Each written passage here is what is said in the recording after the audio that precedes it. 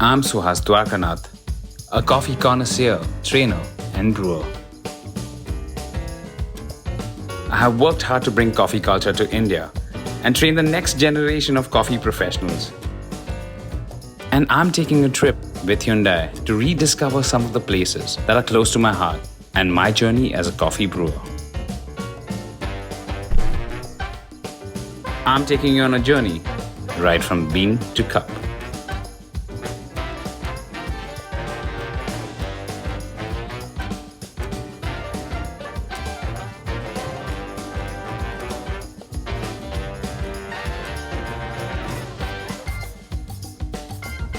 We're on our way to Chikkamagaluru, a place that's truly close to my heart. Chikkamagaluru is the birthplace of coffee in India. The Sufi saint Baba Budan, when he went for the pilgrimage to the Middle East, he brought back with him 7 special beans that he planted here in Chikkamagaluru. That gave origin to coffee in India. So I'm headed to the city in search of that perfect cup of coffee.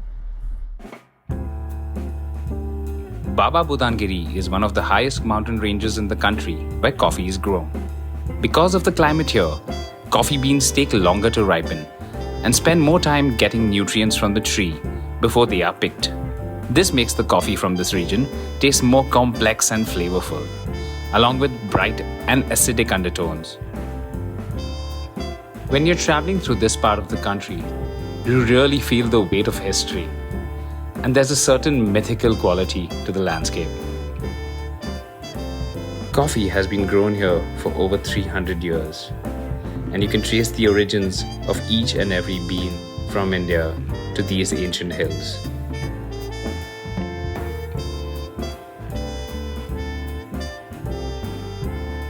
For me, coming back here feels absolutely surreal.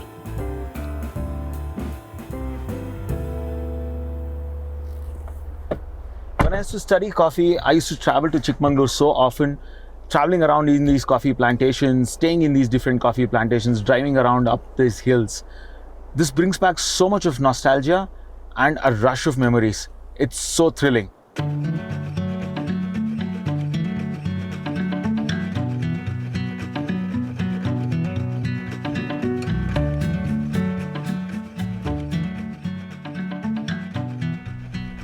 We are here to meet 2 young coffee planters who have been using state-of-the-art post-harvest processing methods to process their coffee, and then also some cutting-edge technology they're using to grow the coffee trees as well.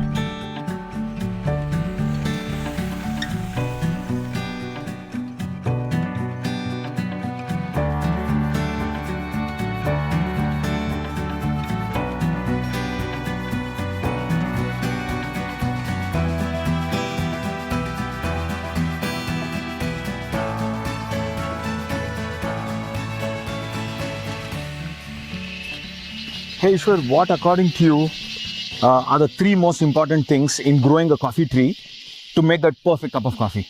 So it takes a lot to grow great coffee. But if I were to say the 3 most important things, first would be to choose the right varietals for the right geographic condition. Okay. Second would be to maintain the structural and nutritional value of the soil. And third would be to maintain good shade. So, I mean, that's your part of it. So, coming to Sharan's part where after the tree has grown, how do I pick that cherry to make that perfect cup of coffee? So picking the right cherry plays a very important role in processing. So, when you can see over here, these bunch of cherries go reddish maroon in color. Okay. After 3 to 4 months. Okay. And then it's the perfect time to pick it. Yeah. So we do selective picking. So we pick only the ripe red cherries. Okay. And leave the green ones to ripen and come again to pick them up. After the perfect beans are picked, they are sent for sorting, cleaning, and pulping. And after the beans are dried, they go straight to curing works. That's where I'm headed. This is where the dried coffee beans are hulled and sorted by their density and size. And the defected beans are removed in a color sorter, which gets rid of beans that are too dark or too light. The next and most exciting stage of processing is roasting. This is where the magic happens.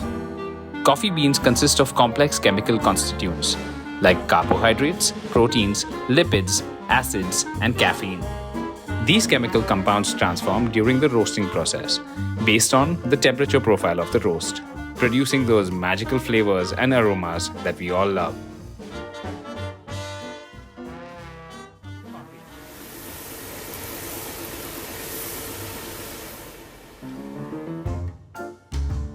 In general, roasts fall into one of 4 color categories: light, medium, medium dark, and dark. Each roast tasting bolder than the last.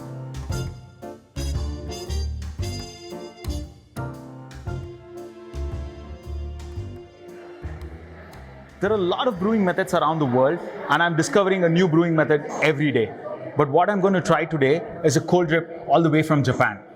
The water in the cold drip drips every 2 seconds, goes through the coffee, takes in all of the aromas and the flavors that is there in the coffee, and ends up in this jar, which is this brown gold. Supposedly, the coffee is really intense. Let's see if that's true. And also, it's high on caffeine because of the time the water takes to go through the coffee.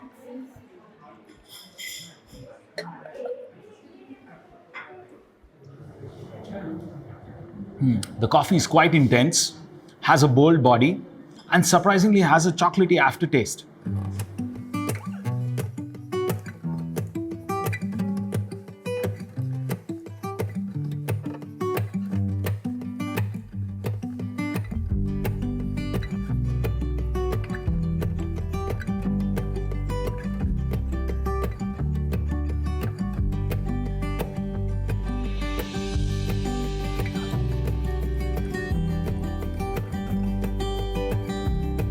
For my final cup of coffee in Chikkamagaluru, I'm going to a very special place.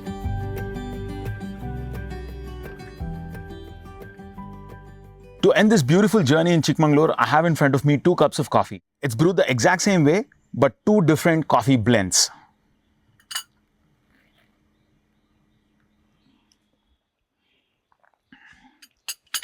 The first one is really floral, mild, super fruity. This has in it 2 kinds of coffee, both Arabicas, one a washed Arabica and the other one a natural Arabica.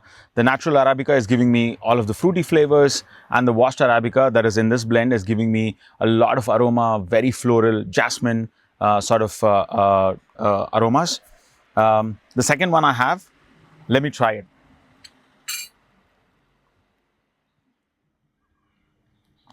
Wow, that kicks a punch. This has in it 30% of Robusta, natural Robusta, and has the same Arabica, washed Arabica that's in this blend. This has a lot of body, very intense, and as we know, Robustas have quite the amount of caffeine. So this is for sure going to keep me up in the morning when I wake up. So this definitely is a morning cup of coffee, and this definitely is something that I would enjoy in the evenings. But today, I'm going to drink both of them.